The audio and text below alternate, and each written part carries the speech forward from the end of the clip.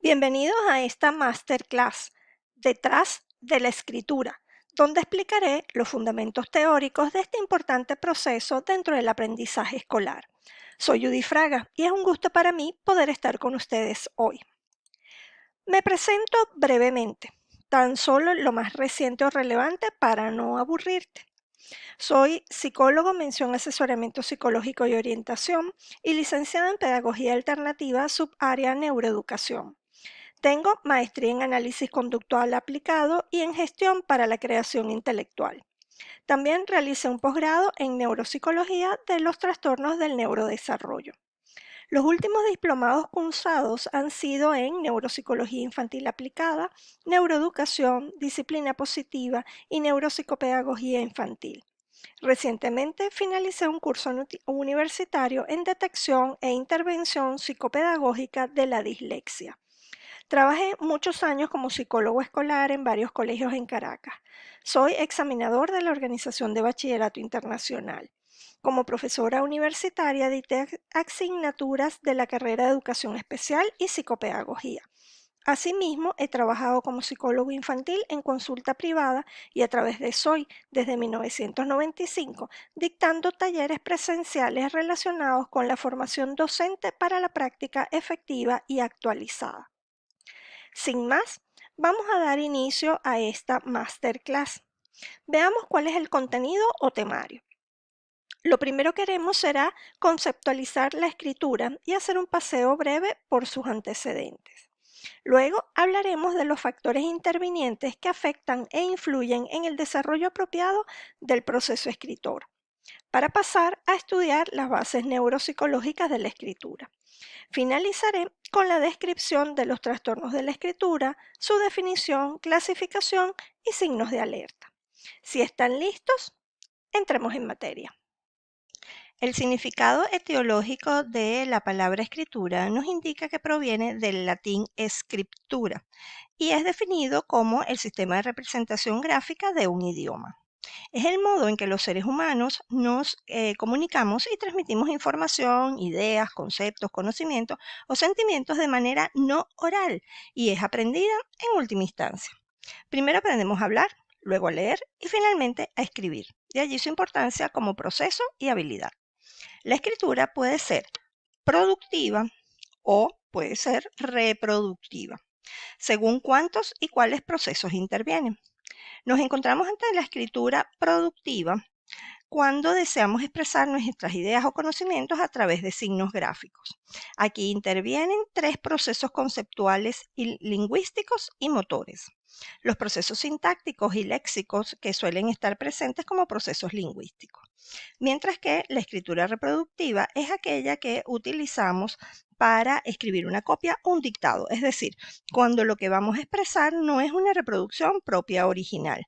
Es el tipo de escritura que solo encontramos con los procesos léxicos y motores, ya que únicamente escribiremos lo que ya está escrito. De acuerdo con todo lo anterior, el proceso de la escritura podría esquematizarse como sigue.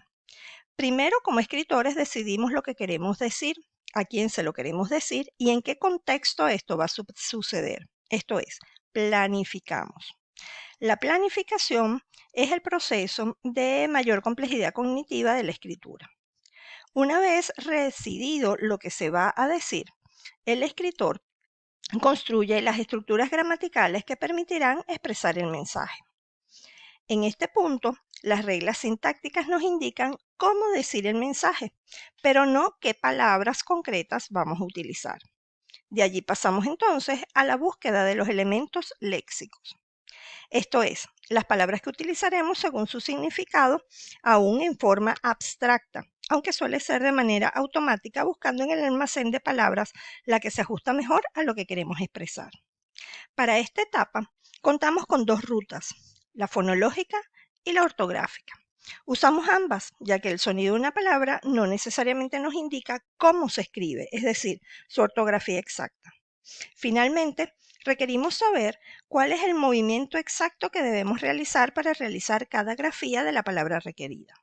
Necesitamos la codificación grafémica o descripción abstracta de la secuencia de letras que constituyen la palabra y cómo se representan mediante un signo gráfico.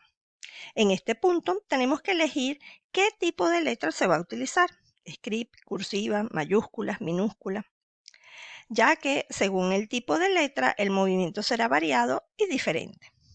Las distintas formas en que se puede representar cada letra se denomina alógrafos, y la zona de memoria en que se encuentran los alógrafos es el almacén alográfico a largo plazo. Este alógrafo luego pasa al campo motor para traducir los movimientos alógrafos en musculares que permitan la reproducción gráfica que se encuentra en el almacén de patrones motores gráficos. Finalmente, escribimos una palabra. Como en la descripción del proceso que acabo de desarrollar menciono el tipo de letra, pasaremos ahora brevemente a exponer las ventajas y desventajas de la caligrafía script y la cursiva. Solo a modo expositivo, ustedes tomen su decisión.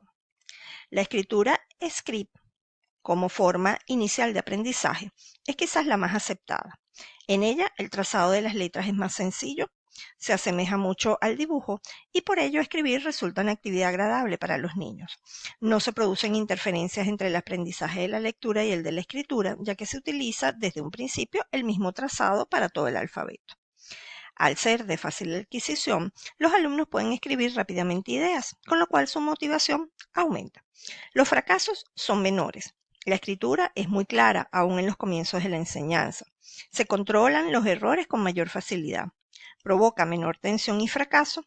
No se necesita una gran vigilancia por parte del maestro y con ella se estimula el espíritu creador del niño. Por otra parte, su claridad proporciona seguridad emocional al alumno.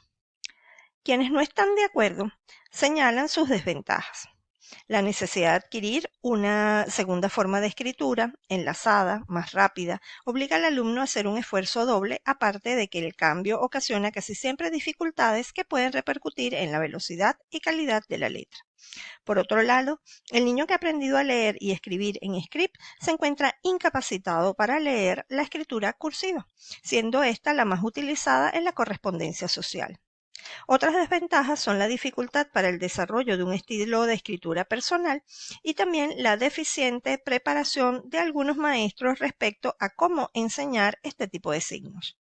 Por su parte, la escritura cursiva tiene también algunas ventajas.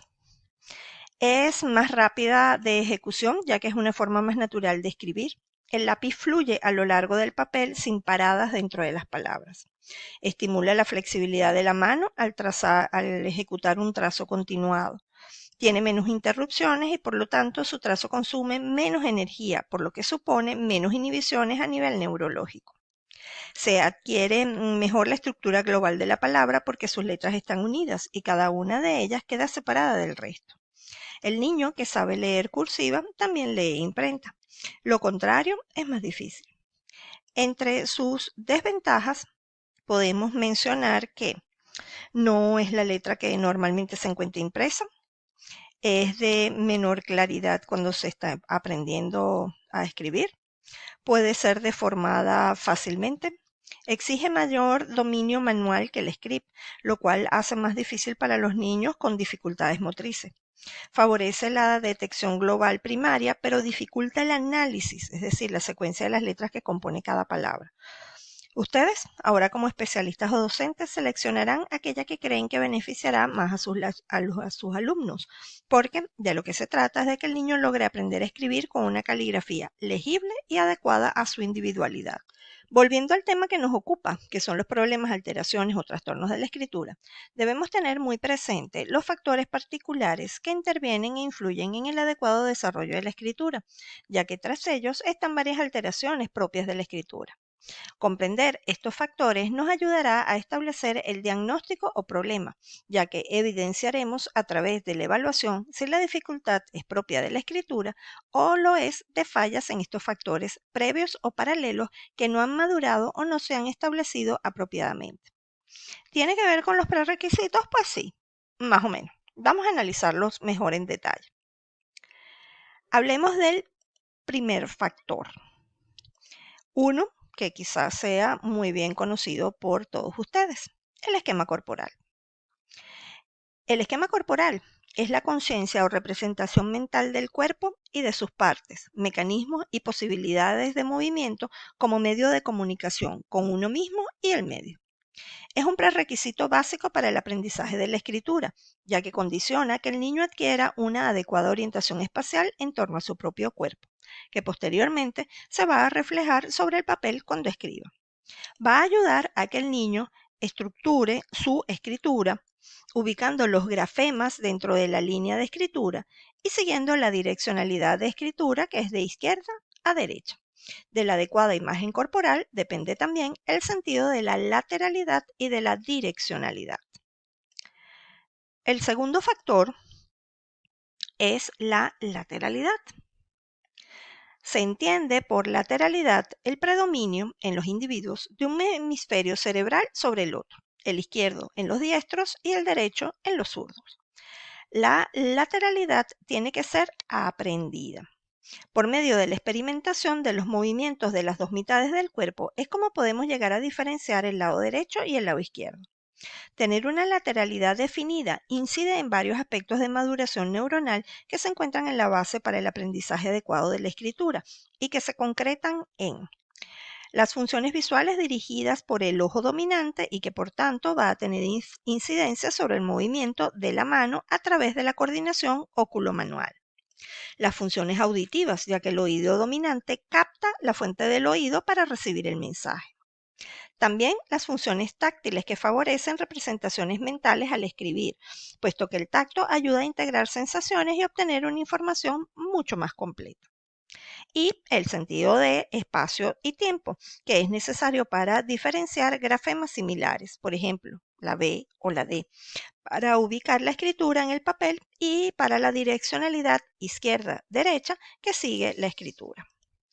El tercer factor corresponde a la orientación y estructuración espacial.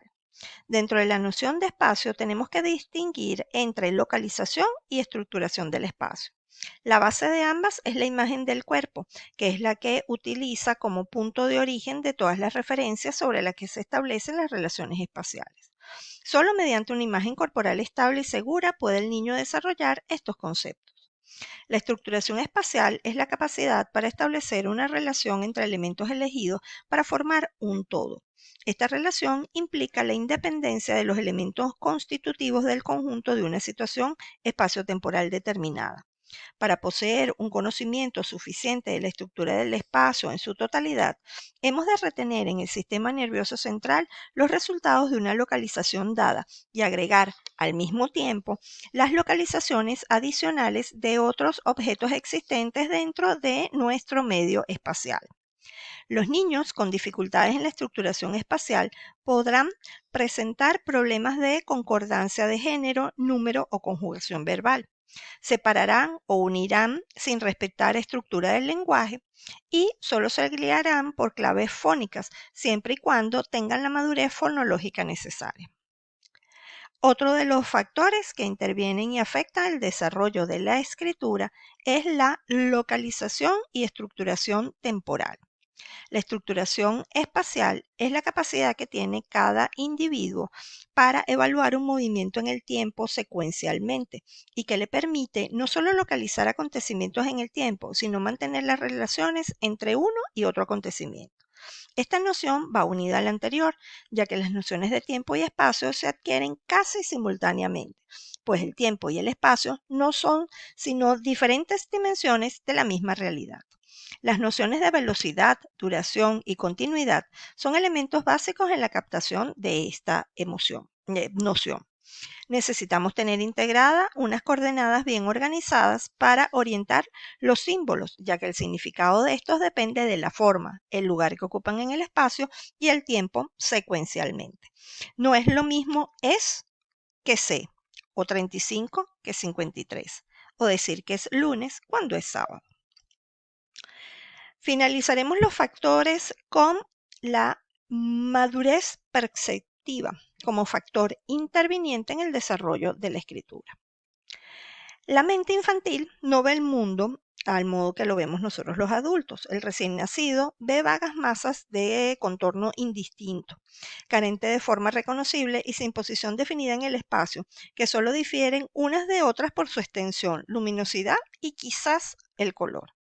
El aprendizaje perceptivo comienza en los primeros días de vida y poco a poco el niño va apreciando ciertos detalles como pertenecientes a las formas y se va destacando señales que diferenciar hasta que haya distinguido un gran número de elementos singulares, característicos del objeto, capaces de caracterizar en una forma singular.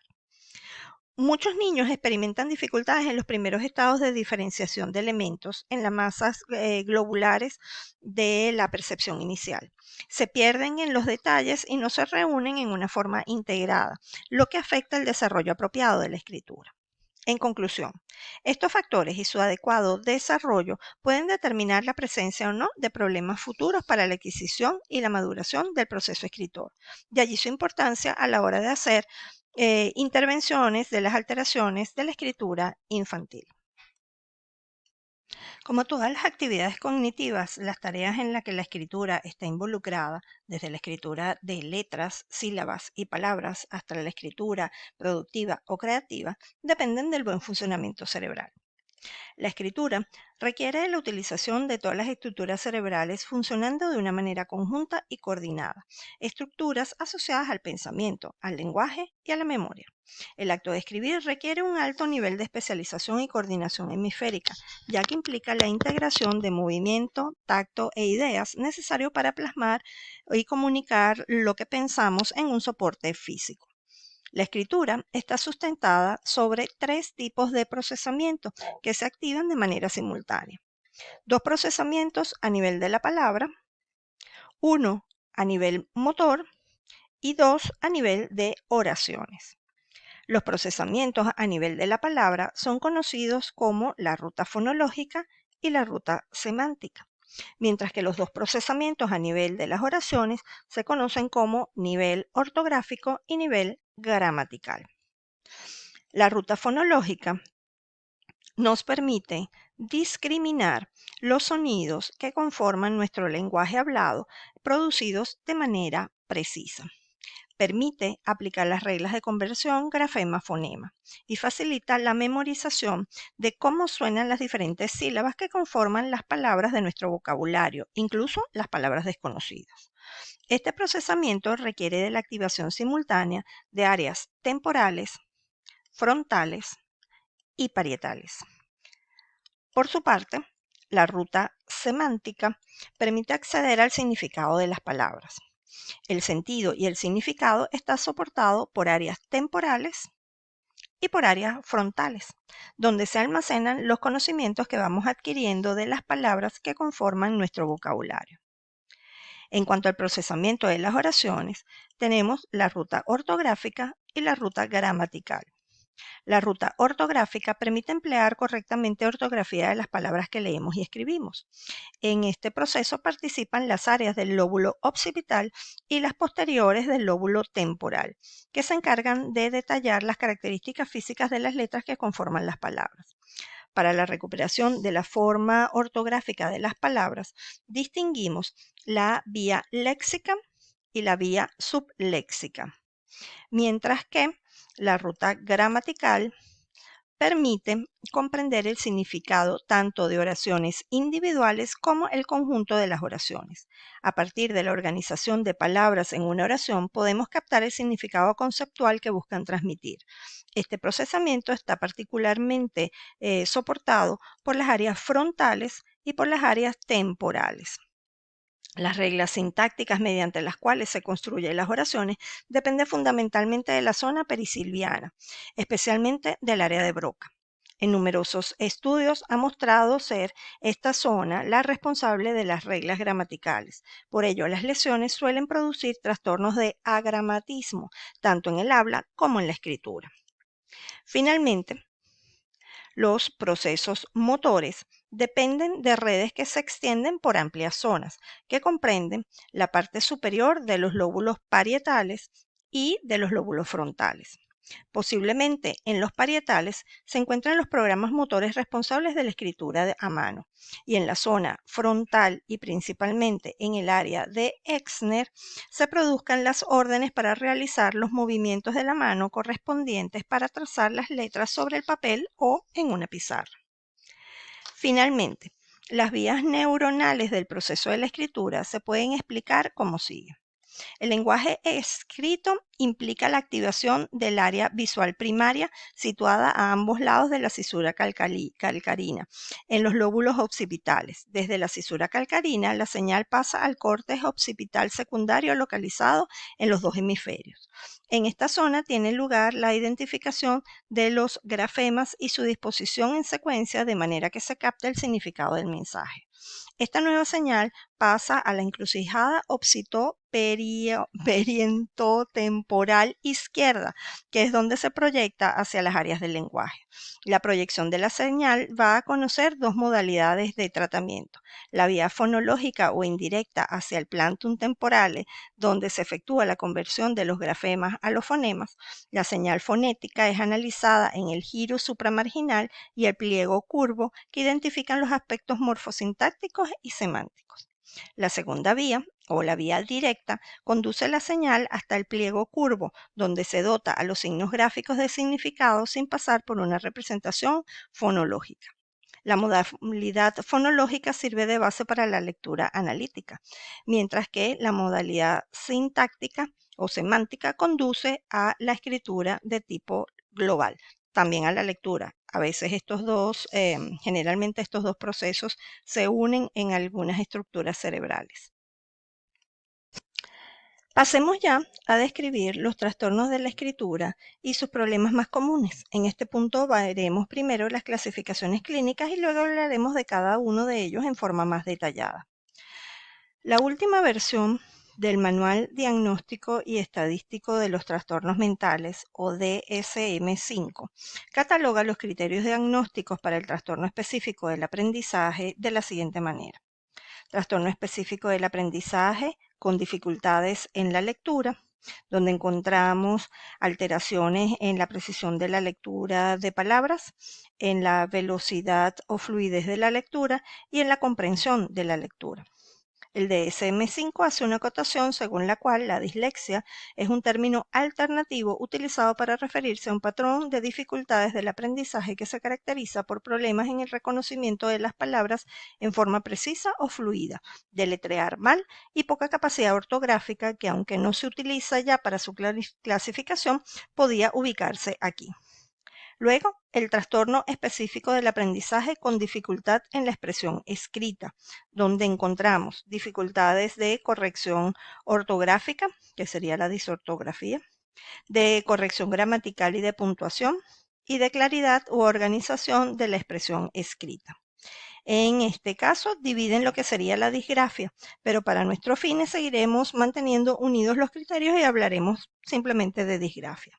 Finalmente, los trastornos específicos del aprendizaje con dificultad matemática, que serían dificultades con el sentido de los números, de memorización de operaciones aritméticas, de cálculo correcto y fluido y de razonamiento matemático correcto. Aquí también acotan que la discalculia es un término alternativo utilizado para referirse a un patrón de dificultades que se caracteriza por problemas de procesamiento de la información numérica, aprendizaje de operaciones aritméticas y cálculo correcto fluido. En primer lugar, hay que distinguir los trastornos adquiridos de la escritura de los trastornos de tipo evolutivo. Desde el punto de vista clínico, cuando se habla de disfunciones de la comunicación escrita, lectura y escritura, se suelen emplear los prefijos a o el prefijo dis, dependiendo del momento en que ocurre la alteración. La agrafia, por ejemplo, es un trastorno adquirido para la capacidad de escritura, como consecuencia de un daño cerebral sobrevenido producto de daños neurológicos importantes. Mientras que la disgrafia es un trastorno evolutivo que se presenta desde el comienzo del aprendizaje de la escritura en niños con inteligencia normal que no presentan trastornos neurológicos severos. La mayoría de los pequeños con disgrafia presentan trastorno lector también, existiendo un frecuente solapamiento de ambos cuadros, como ya les había comentado.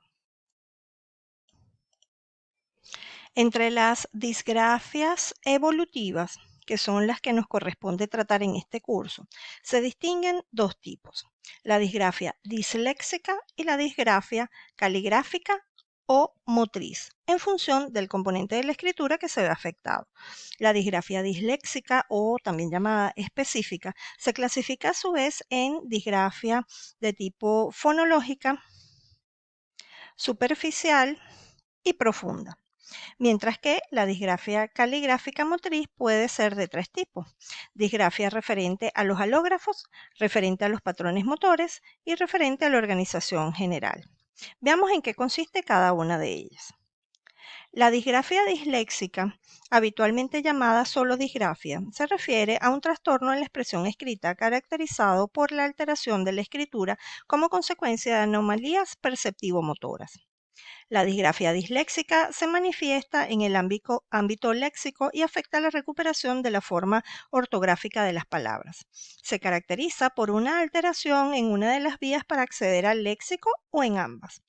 Los niños que no han desarrollado la ruta fonológica tendrán mayores dificultades para escribir pseudopalabras y palabras irregulares, porque no son capaces de aplicar las reglas de conversión grafema-fonema. Su escritura se caracteriza por confusión de grafemas. A esta dificultad se denomina disgrafia fonológica. Si los niños no utilizan adecuadamente la ruta ortográfica, su escritura se caracterizará por un elevado número de faltas de ortografía. Los niños escriben palabras irregulares como si se ajustasen a las reglas de conversión grafema-fonema. Este tipo de dificultad se llama disgrafia superficial y si se presentan dificultades que se manifiestan en ambas rutas, es decir, la ortográfica y la fonológica, su escritura se caracterizará por confusión de fonemas, faltas de ortografía, intercambio de letras y escritura en espejo. Este tipo de dificultad se denomina disgrafia profunda. Lo normal es que las dificultades estén presentes en ambas rutas, ya que los trastornos se deben a la incapacidad de los sujetos para codificar los signos lingüísticos. La disgrafia se evidencia a través de dos tipos de síntomas relacionados.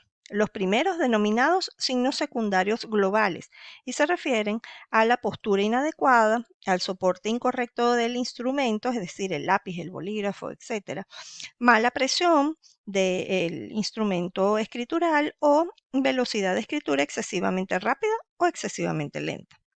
Por otra parte, tenemos los síntomas específicos, que ponen su atención en elementos del propio grafismo, como son el tamaño de las letras inclinadas, las letras deformes, el excesivo espaciado entre las letras o estas muy apiñadas, enlaces individuos de los grafemas, letras irreconocibles y, en definitiva, el texto de difícil comprensión.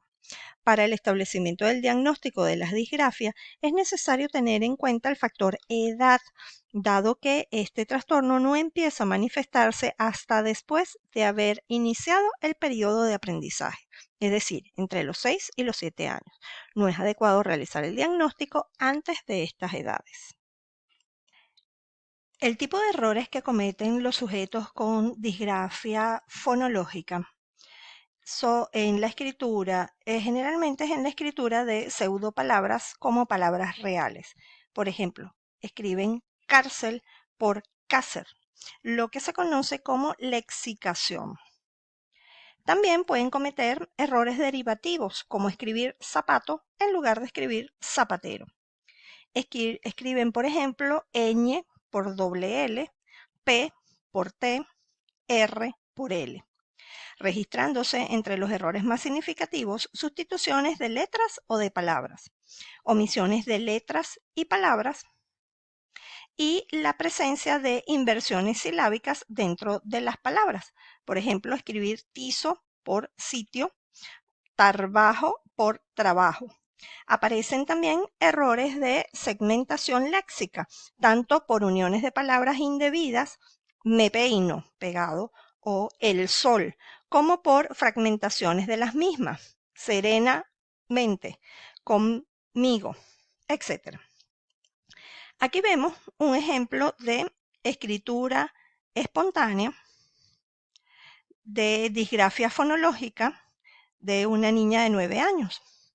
Comete errores de inversión silábica, segmentación léxica por unión indebida, repetición de sílabas, además de no iniciar con mayúsculas y la dificultad para mantener la línea de la escritura.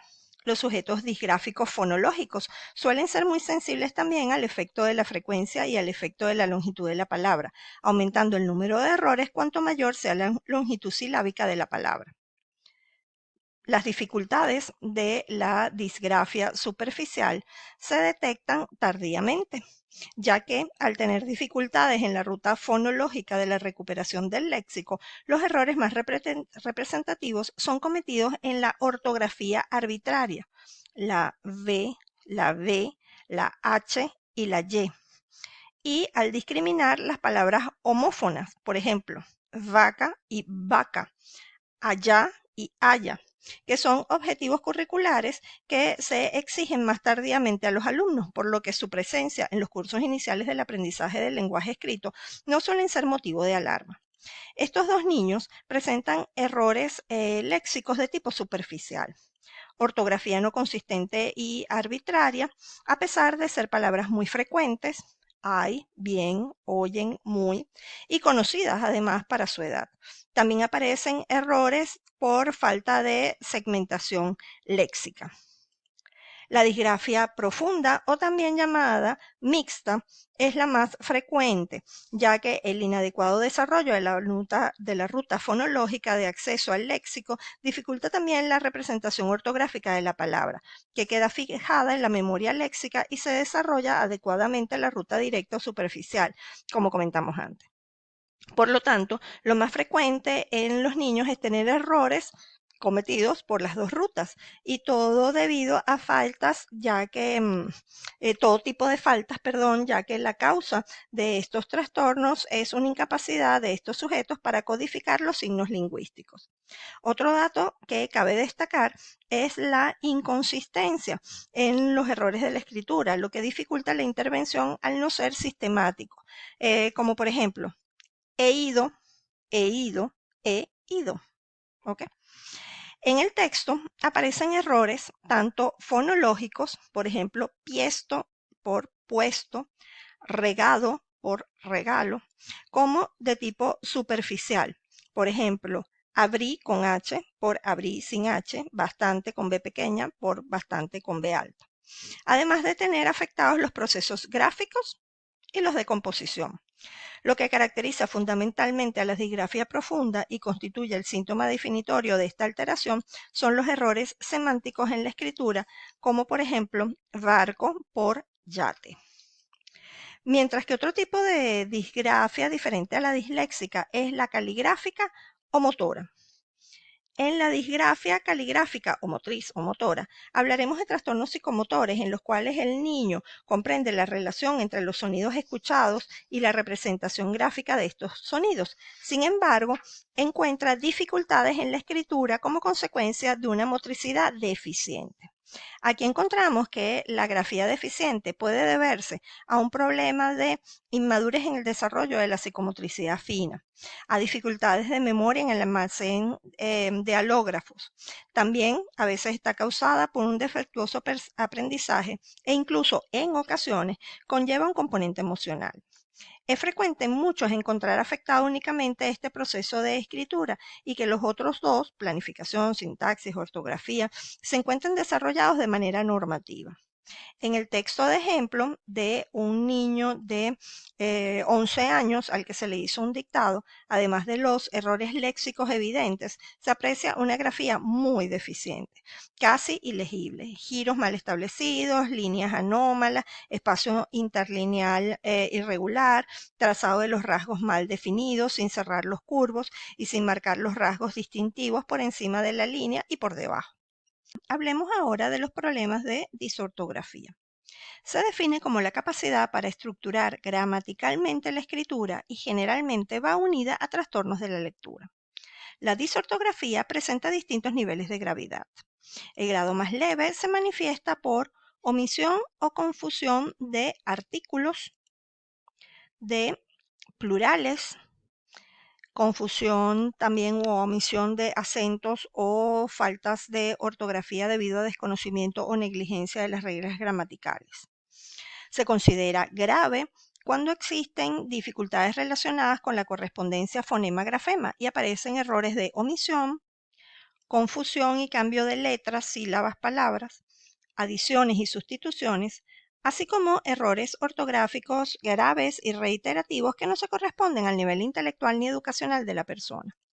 La disortografía puede ser de 7 tipos diferentes, a saber, disortografía temporal, relacionada con la percepción del ritmo, presentando dificultades en la percepción de los aspectos fonéticos de la cadena hablada y su correspondiente transcripción, así como la separación y unión de sus elementos. Disortografía perceptivo-sinestésica, relacionada con las dificultades en la articulación de los fonemas y la discriminación auditiva de estos. Son frecuentes los errores de sustitución de las letras R por L. Disortografía disortocinética es la dificultad para ordenar y secuenciar las grafías. Se cometen errores de unión y fragmentación de palabras.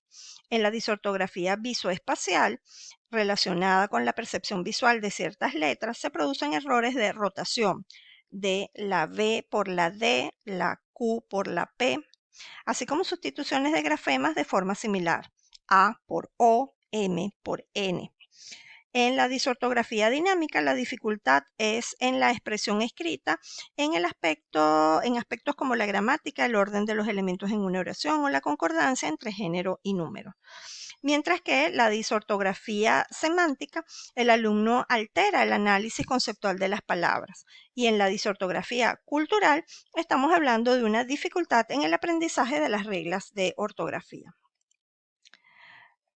Los siguientes son los errores más comunes que reflejan la presencia de una alteración disortográfica. En primer lugar, encontramos los errores de carácter lingüístico perceptivo, que afectan la llamada ortografía natural. Esto es, omisiones de fonemas, como por ejemplo pato en lugar de plato, de sílabas como fo en lugar de foto y de palabras.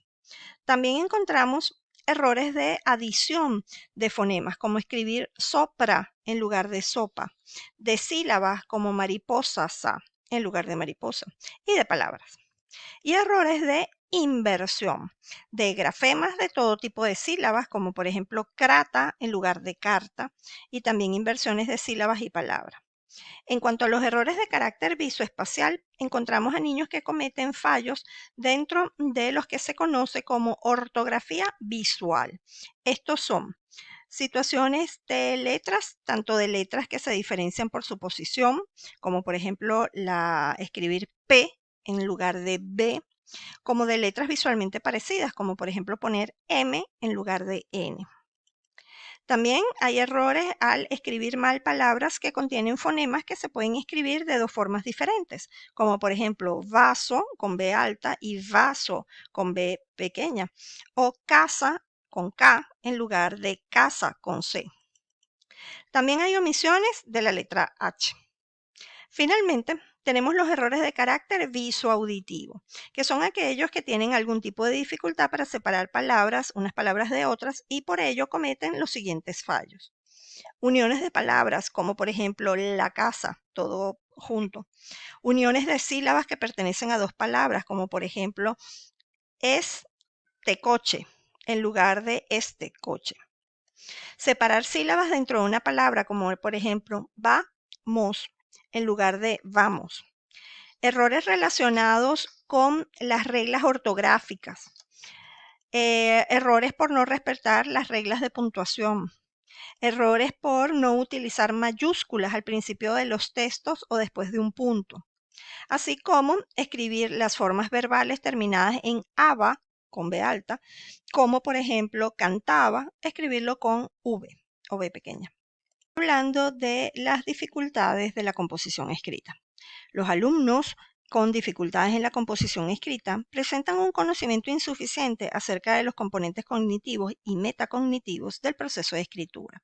Al no ser conscientes de las exigencias que plantea la producción de la escritura, se produce una dificultad general y una tendencia a focalizar la actividad en una escritura centrada en decir el conocimiento y en la ejecución de las habilidades básicas.